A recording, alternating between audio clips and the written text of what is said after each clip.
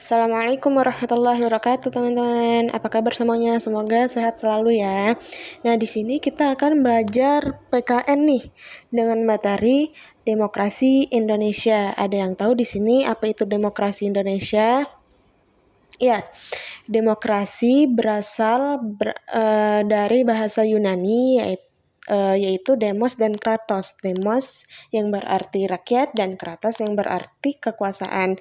Nah, adapun demokrasi yaitu sistem pemerintahan yang mengedepankan kedaulatan rakyat dan di mana suara sama aspirasi masyarakat itu menjadi penentu dalam pengambilan keputusan politik seperti pemilihan presiden kemarin. Nah, jadi kita pemerintahan selalu mengedepankan kedaulatan rakyat. Nah, selanjutnya pelaksanaan demokrasi ada 4. Yang pertama di masa pertama di tahun 1945 sampai dengan 1950 yaitu demokrasi konstitusional.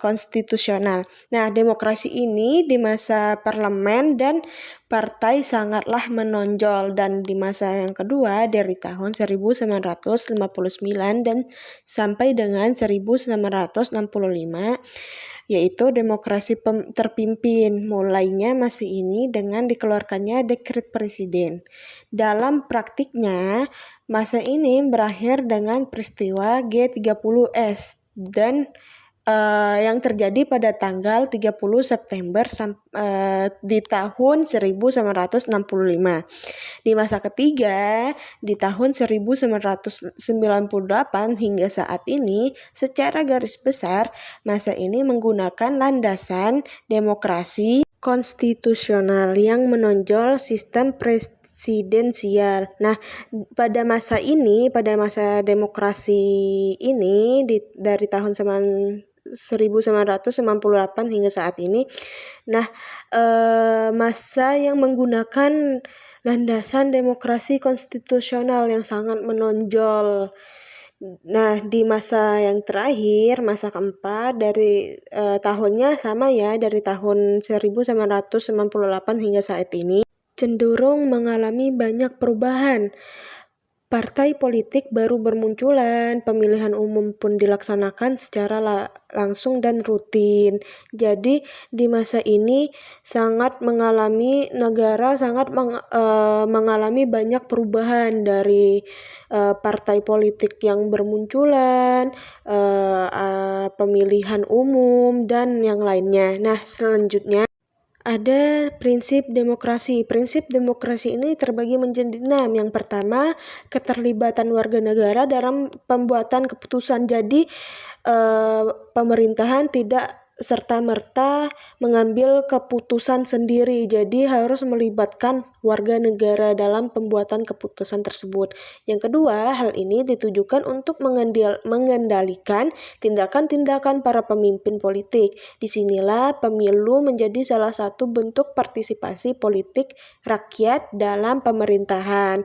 Nah, yang ketiga, tingkat kesetaraan tertentu di antara warga negara. Jadi kita memiliki tingkat kesetaraan yang sama ya, teman-teman.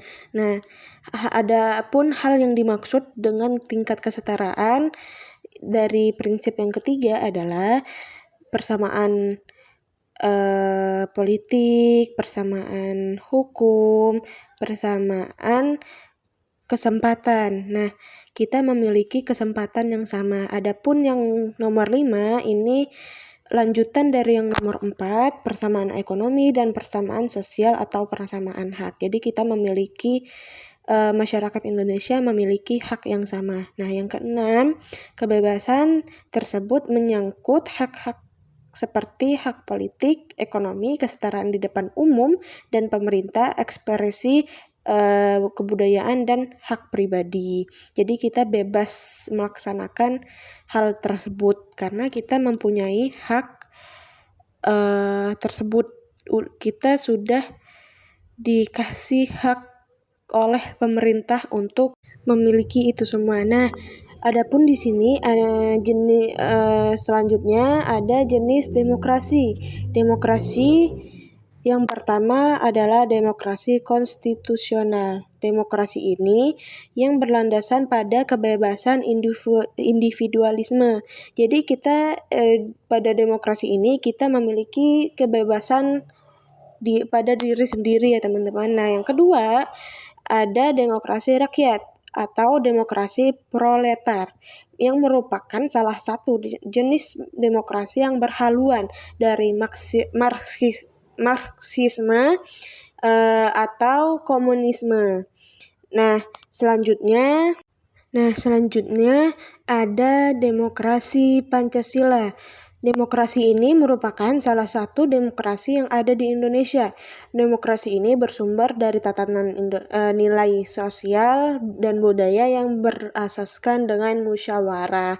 Jadi demokrasi Pancasila ini selalu berasaskan musyawarah. Jadi tidak serta-merta kita mengambil keputusan sendiri. Jadi kita harus bermusyawarah dengan sesama, tidak boleh aku mau yang ini, aku mau yang itu, begitu ya teman-teman. Nah, demokrasi selanjutnya yang terakhir adalah demokrasi formal. Demokrasi ini yang menjunjung tinggi dalam bidang politik tanpa adanya pengurangan dalam bidang ekonomi. Jadi demokrasi formal ini sangat menjunjung tinggi dalam bidang politik akan tetapi tidak mengurangi bidang ekonomi. Jadi demokrasi formal ini sangat-sangat tidak ada pengurangan dalam bidang ekonomi. Baiklah, sampai di sini ada yang belum paham dengan penjelasan ini. Ya, kalau ada yang belum paham silahkan ditanya. Ya baiklah, semuanya sudah paham ya. Terima kasih. Ibu akhiri dengan doa kafaratul majelis. Subhanakallahumma wa bihamdika asyhadu an la ilaha illa anta astaghfiruka wa atubu ilaik. Wassalamualaikum warahmatullahi wabarakatuh.